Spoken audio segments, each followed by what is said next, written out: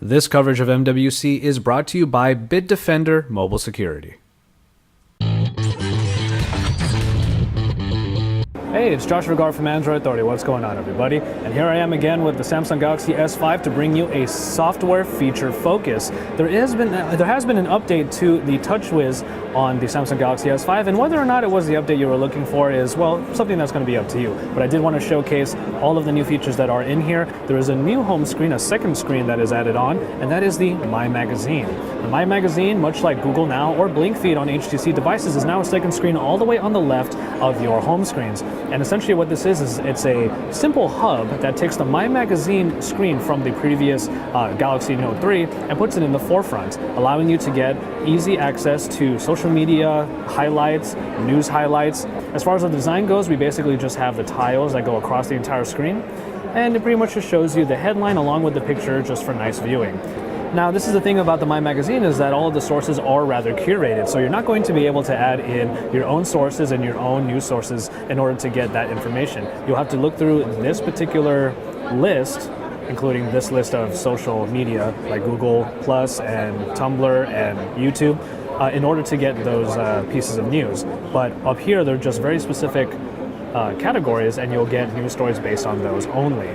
One of the big changes that happened is there's a more circle-centric design, as you can see up here with the quick toggles in the notification dropdown.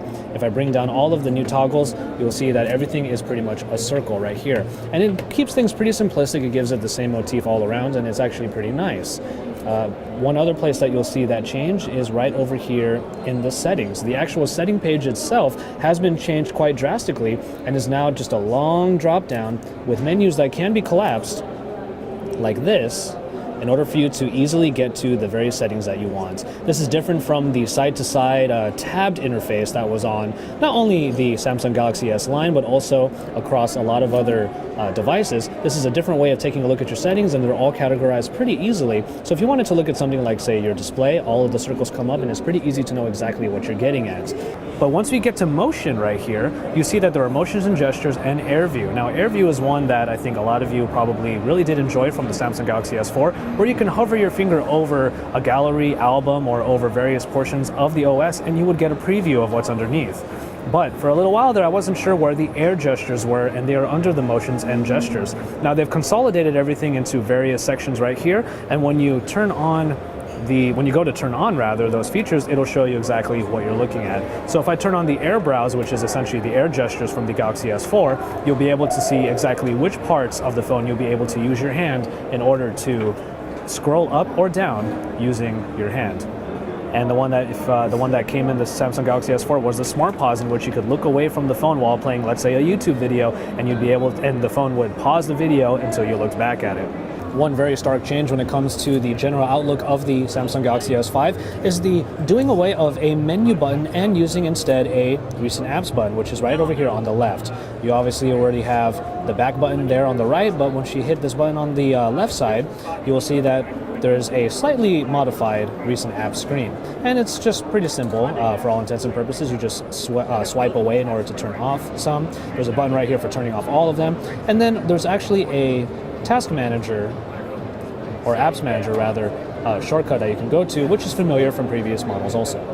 As we head on over to the fingerprint scanner under the personalization area of the settings. If you do the fingerprint scanner, it's going to ask me to register my fingerprint by swiping a bunch of times from the top of the home key and down. So I'm just going to,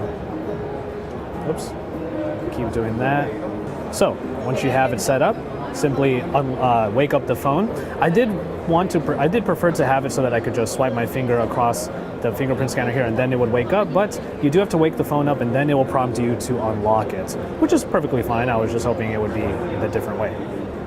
And then of course we have the heart rate monitor on the back, which is very simple. We are already in S Health. I'll just go ahead and hit the heart rate section. And once it says start, it says ready to place the finger on the sensor.